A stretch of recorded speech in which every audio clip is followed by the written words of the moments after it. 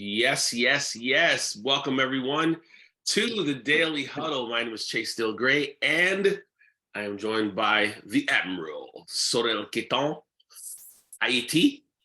And it's always great to be here on the Daily Huddle. We always have such a great time. And we have a great conversation today. I know you're going to like it because we do nothing but bring great conversations here. So I'm positive this one is not going to fall short for you at all. But before we do, I just have a little thing here that I want to say. But you know what? I can say it because I know it already in my head. I'm going to start out with a little joke just to break up the tension a little bit if you're feeling a little not awake yet. And today, the joke is, what do you call a person who is acting as though they're a priest? They're not really a priest. What do you call them? No? Anyone? Sorel? I want to be praised. You would call that person acting in their alter ego. Roll the tape.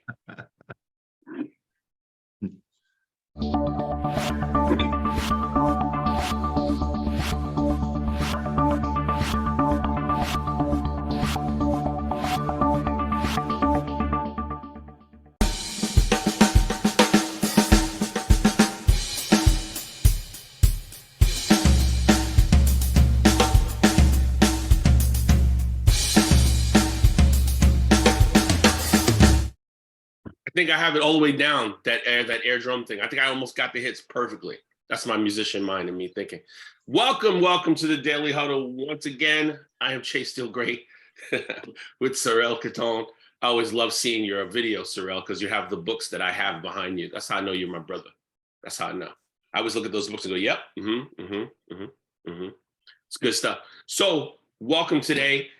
Before we get started with our amazing topic today that I cannot wait to speak about, let's see who's with us today. Wake them up a little bit, ask a couple questions. Today, I'm going to start with Carmen. Carmen, are you there? She is not there. Okay, no problem. Muted, Carmen. Carmen, are you there? She's there, but she's muted. She's muted. There she is. I'm right here. Hi, right Carmen. now. Yes. That's my girl, Carmen. Don't mess with Carmen. Carmen, how are you today, and who will you hug? I'm gonna hug virtually all of you from my heart. A very huge hug for all of you and my planet. I love it. And how are you today? I am here now, beautiful, very good, and healthy. I love it. I love it. Oh my gosh. It's just too much. It's too much excitement. I love it. Tara. Tara, where are you and what are you grateful for? Where am I? Well, after Carmen. Well, I mean, know yeah. that I am right here, and there is absolutely nowhere else I would rather be. And I am grateful for creative minds. Look at her smiley face today, Tara Heaton. Great earrings. Wonderful. Really pretty. Thank you. Thank you all for being here. It's a great beginning. I love that. She's like, after Carmen. That's so good. That's so good. So this is kind of a wild card day. I say that because I have one of my great friends with us today, and we're going to unpack this question: who are you, your circumstances, your labels, or your thoughts? This is a conversation that I've had with her in different ways over the years in different situations, but I think it's a powerful conversation. And before we get into it, I want to introduce everyone to my great friend. This is Chessa McKay, and Chessa's joining us today from Tejas. Yes, the surface of the sun. That's right. Don't mess with Texas. Don't mess with Texas. No. So I want to talk about so much because you and I have been friends for so long, and just to give you guys a brief overview, Chessa and I met because her ex-husband is one of my great friends. So we met a long time ago, and it was just an amazing connection. At the time, I was on a cruise ship, and her ex-husband came on the cruise ship actually to see who he was with at that time. So if you can imagine, he had a girlfriend on the cruise ship, and I met him as he came to see his girlfriend. When they separated, his new wife was Chessa, and I already knew him, and he introduced me to Chessa. So an incredible relationship. We're all still together, and it's amazing. Chessa, to me, is a person full of so much resilience that it's like incredible. Like two tigers, a horse, and a bull walking down the street together. Like, I don't know what to say, but that's why she's here, because this particular topic, who are you, circumstances, excuse me, your labels or your thoughts, Chessa was the perfect person to bring on for this. So what I'm going to ask you, Chessa, is just give us a brief history of who you are. I know that's difficult. That's really difficult, because some of your circumstances have kept you in a specific place to some people, but to you, no. Absolutely incredible. So let us know who you are and give us a little Dun and Bradstreet. So we'll start with labels, because that's usually the easiest way to introduce yourself. Right. I am a mom, a grandma, a partner. I am differently abled. I am newly neurodivergent due to trauma. I'm a chef. I am medically retired from I've had two main careers, the chef, and then when the kids got a little older, I was tired of prep and wanted to be home, and I went into the corporate world, and I was a researcher, which I loved. I'm an advocate, I'm a volunteer, and I stay busy. A little bit. These days I do spend a lot of time focused on what I deal with medically, which people keep telling me is supposed to limit what else I do. And I don't particularly like that, because I like to be busy. So that's kind of where, those labels are the ones I'm carrying right now. But this topic and this conversation is important to me, because those labels help slot you in so people can understand who you are and have a starting point, but that doesn't mean that's who you are. Your circumstances, the medical limitations, the disabilities, the changes in who I have been over the years and who I thought I was, circumstances change that. And then you've got your thought processes and your emotions that tie into that. So figuring out who you are has to be an ever-changing topic in conversation with yourself. Bullseye! We have a winner. So what I want to ask you is, and I've said this to you so many times in our long conversations that we've had over the years, what is it about your circumstances that keeps them so, like, at arm's length? Like, I watch you going through some things, and if you feel comfortable to talk about some of the things that you're going through right now, I'm just amazed at how you show up bright-eyed and bushy-tailed. We laugh, we talk about great things. And I know people that have one thing that they're being challenged with medically, and I can barely get through a conversation with them without them feeling extremely debilitated. No disrespect to anyone. I just find you to be kind of a unicorn. So I want to know what makes you keep pushing the way that you do. Actually, I think part of it is a personality disorder, which that's what the psychiatrists, psychologists like to say. It's personality disorder. So I've had a few series of neuropsych evaluations over the years to see where I stand. I evidently have obsessive compulsive personality disorder, which is different than what you hear people talking about OCD. But I am driven to do certain things to make them happen. And I have a little bit of a control issue. So I like to maintain control over my life and circumstances. So I'm using what they're calling a disorder to kind of push me to continue going. So when they tell me several years ago, over the years, things have developed medically for me. So several years ago, I had to have both of my legs rebuilt and they wouldn't heal afterwards. They told me I wasn't going to walk, and I didn't for 2.5 years because my bones wouldn't heal.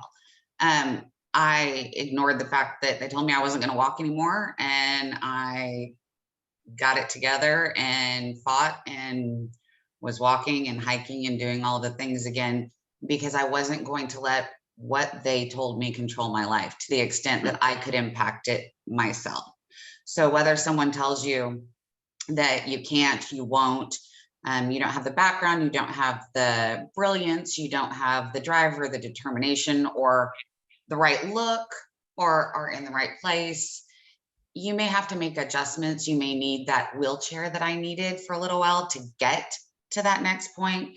But I have found that if you are determined about controlling the parts of your world that you can control, it makes a huge impact for yourself, and not just for yourself, but it opens up your ability to impact others. I wouldn't be able to do the volunteer or advocacy work that I enjoy if I didn't push myself. And so I feel like, well, it's very selfish. I want to continue doing all of the things I enjoy doing. It also lets me do things for others. And so that's when I kind of give up on myself. You get to that point where things get really hard and you're like, you know, this is exhausting me.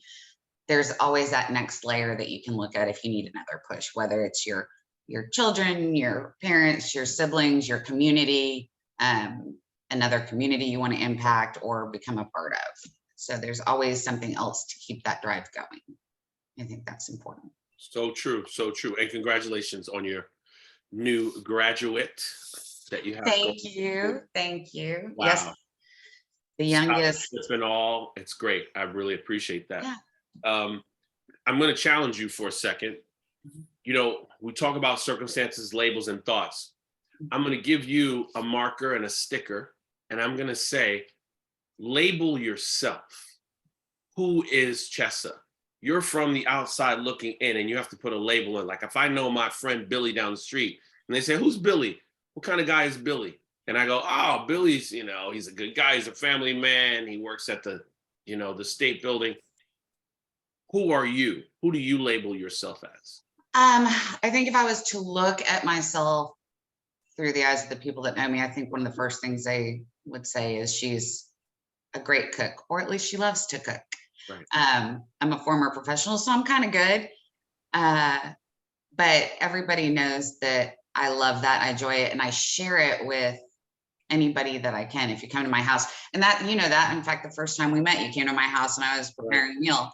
That's how I welcome and invite people in and share my, not a traditionally artistic person, but food is my art, and that's my outlet, and that's my creativity.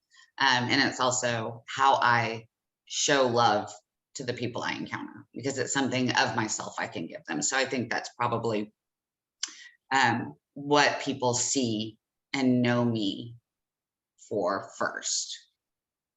What, oh, and before I forget, give everybody a brief snippet of the, you're in a competition right now. I am. If you know celebrity chefs, you might know Carla Hall.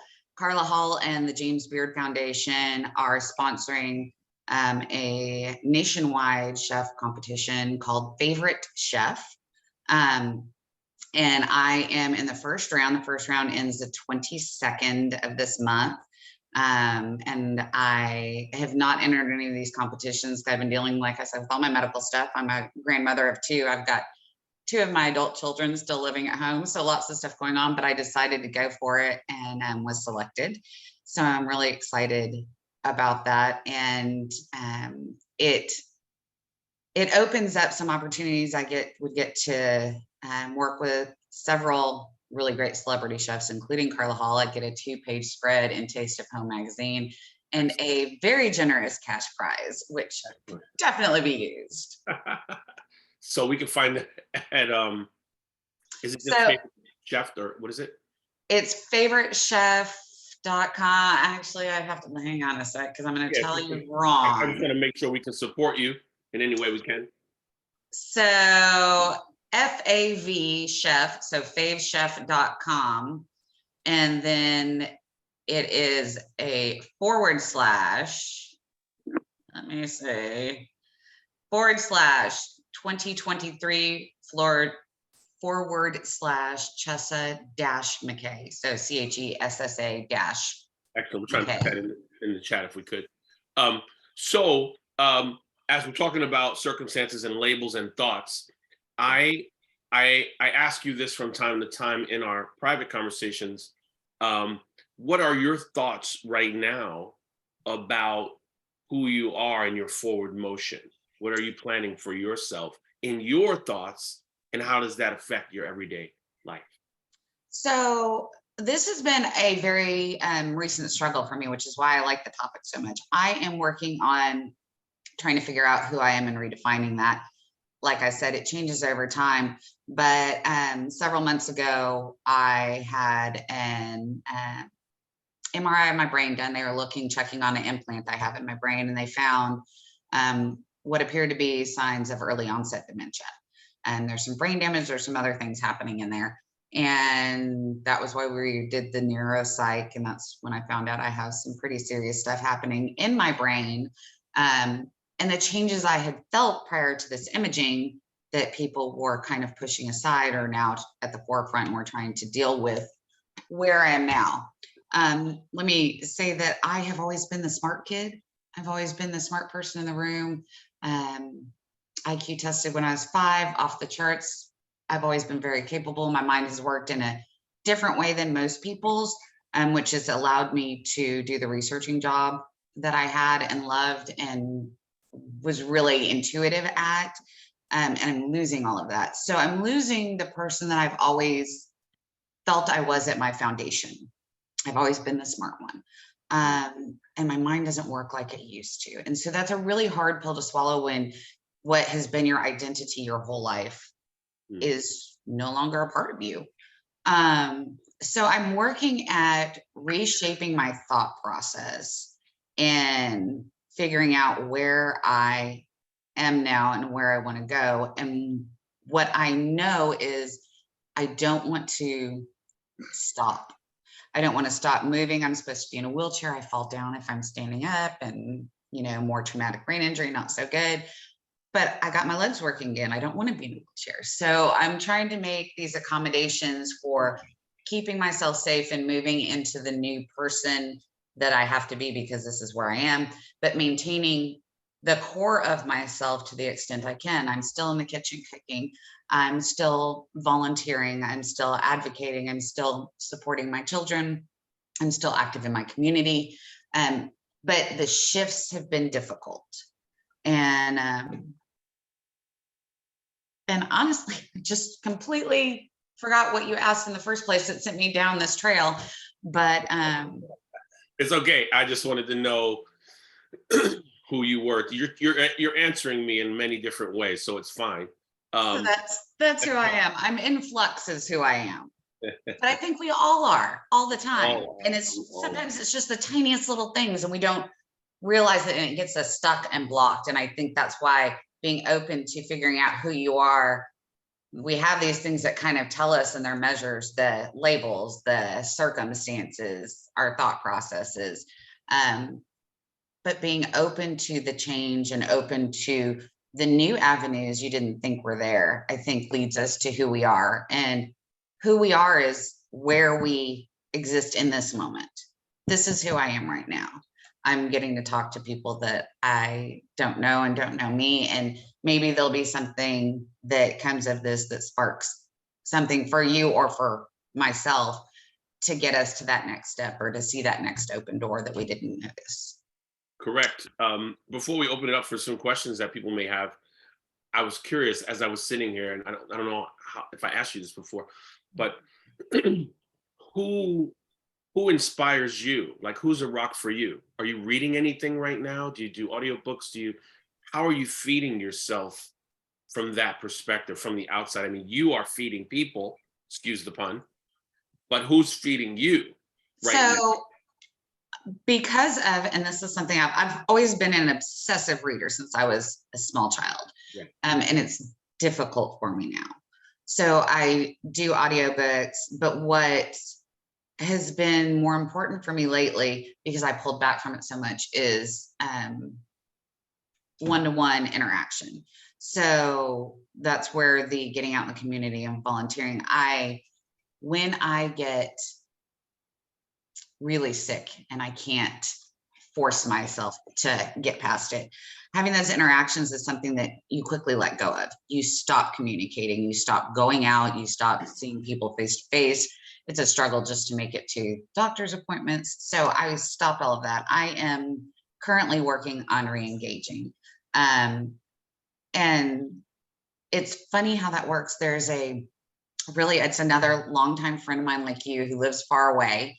And she and I have a relationship where it doesn't matter how long has passed, you kind of fall back in.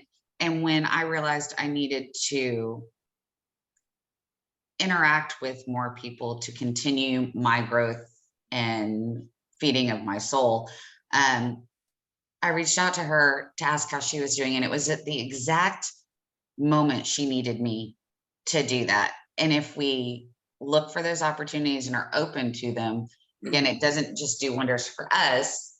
The universe will connect you to the people that also need that same connection or that same interaction or help or whatever it is. So right now I'm working on personal interactions and having actual conversations with people again, and not just saying, yeah, I'm fine and moving along, taking their I'm fine and moving along. So it's people right now for me. I'm going to open up the floor for questions. If anyone has any questions that they want to chime in and ask my great friend Chessa McCabe, you can do so right now. Until we see a hand come up, we'll continue a little bit. Boom! I see the hand right when I said it. Tara. Hey there. Oh, well, I'll be quick, Cece, and then turn it over to you. I don't really have a question for you. I just want to tell you that you are so very inspiring. And it gives me the hope that I need to keep charging forward with my daughter, who has major neurocognitive disorder. And I can't even begin to grasp what you're facing, but I do know that sometimes the awareness of it is the most difficult part. And I would never guess that you are facing the challenges that you are, because you come over as authentic and brilliant. So I just say, rock on, sister, and thank you. Thank you. Exactly what I feel. Cece. Yes, you are amazing. And thank you so much for being so generous to share your story with us. It's amazing that you keep overcoming. And I just want to be transparent and thank you, because I do identify with neural, whatever that word is, but it's in the thinking and in the brain. And I do identify with you, and I thank you, and I see you overcoming and conquering everything. And thank you, and I pass. Excellent. Thank you so much. Wow, Cece, that was beautiful. Florence.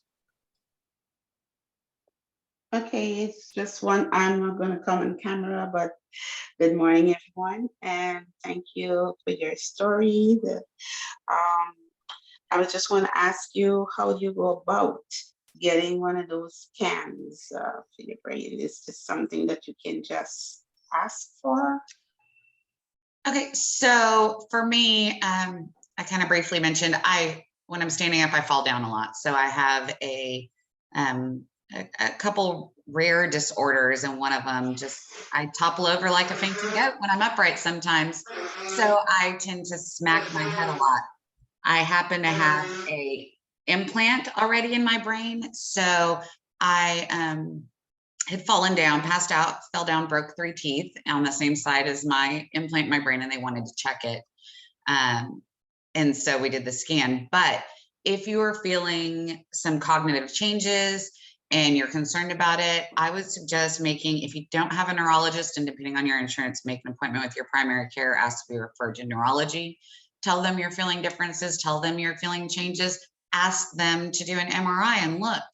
And if there are changes you're feeling, that should be enough, assuming they write it up the right way, for your insurance to cover the scan. And you might also, if you're feeling changes, ask to be seen by neuropsych, and it's psychiatrists, psychologists, counselors that are particularly trained in how to test for cognitive dysfunction and a lot of other mental health things that tie into it. Like I found out, I'm in my mid 40s, I'm a grandma. I found out I have ADHD. I never knew, but I do. So there's a lot of information that I gathered that could help me. And that would be the way I would suggest you look into doing that for yourself. And you can reach out to me if you have more specific questions. I'm happy to help. Thank you. And you have a lot of courage. I take my hat off to you. Thank you. Chessa, what would be the best way for people to reach out to you, either social media or what would you prefer? Yeah, my Instagram is Chessa Lindy. So Lindy, like the Lindy Hop, Lindy, Chessa. that's it, Chessa Lindy. And it is public, so you can reach me there. You can also email me. It's the same thing, Chessa Lindy, and it's at AOL.com. That's my one that I've had forever, and I don't let junk mail go to, but you guys are not junk mail, so I'm happy to share it with you. Excellent, excellent. Sorrel, please. Yes, good morning and thank you. Morning. I'm getting something from your conversation with us, and I want to share it with you. Please. It leaves me deeply moved and immensely alive. So what I'm discovering is that this show's about health and wellness. And I've related to health and wellness as things I do to quote unquote stay healthy. The things I do to deal with the pain I have in my body when I have it. And I'm getting that maybe being healthy is totally different. Like the conditions in my body aren't what they are right now. Like you said, yeah, who I am is how I'm existing right now. How beautiful is that? To be someone who exists as whatever there is to express right now without being preoccupied with dealing with my body. I'm getting that. And so it's almost as if I'm afraid to make the conclusion. It's like all the things I have been doing to stay healthy or get healthier or avoid pain is nothing more and nothing less than what I may be doing to avoid living now. Like what I would be doing to take care of my body just takes me away from like being present here with you. That's what I'm getting from what you're creating with us. And I don't know what it means or what it's for, and I'm immensely blessed for it. Thank you, Chessa. Thank you so much. That's, I think that's something that I needed to hear, actually. Like I mentioned, I like control, which has done me fairly well throughout life, but I worry about things. So as much as like you're talking about with the physical health, I try and force my body to do what I need it to do, and I adjust in the moment so I can exist in that moment. But my mind still worries about the daily things, and I needed you to remind me to work harder at letting that stuff wait until I need to deal with it. So I appreciate you showing that to me with your comments. Whew. Excellent, excellent stuff. Wow. We're going to end today by going into our tenets that we always leave the show with, but I want to just briefly give you your flowers. There's one thing about you that has been completely consistent the entire time of our whole relationship. I mean, amongst many things, but you have like a perpetual smile. Even when you're at 20%, it just stays there. your face almost never goes to blank. Like almost never. If anyone has noticed that during this particular recording, never. And I think it's a testament to you, because if we keep our own light on, like the example of the candle, lighting many candles but not losing its own particular fire, I think that you are a great example of that. And I just want to give that to you, because you know how I am with you. You're my friend. I love you. We've exchanged things. You're there for me. I'm there for you. So I wanted to give you that before we leave. So this could have been an hour one today, because there's so much more I want to ask you, but we'll have you back. I promise. Before we leave today, we're going to go over our tenets that we love to say when we're leaving, and I hope that they come with you on your journey. First of all, live out loud, laugh uncontrollably if you can. It would be nothing bad about that. Stress less, right? Eat mostly plant-based if you could. It's the great decision. I promise you it is. Move your body as much as possible. The body will thank you. Absolutely, it will. Give, of course, give to all the people around you. As my dad would say, give away the thing you like the most. It will change your life. I was like, wow. He told me that when I was a young boy, and I believe it now. And lastly, just check yourself. Check yourself before you wreck yourself, before you go out into the world and damage another person with your mouth or your sentiments. Check yourself. Thank you so much for joining us here in the Daily Huddle. I appreciate you so much. What a great day this has been. I'm emotional. I'm happy. And have a great day, everyone. We'll see you soon. Thank you. That was fantastic. So inspiring. One love, guys. One love. Yes. Thank you so much for having me. So if anyone has anything else to say, we're here still. I figured somebody might have something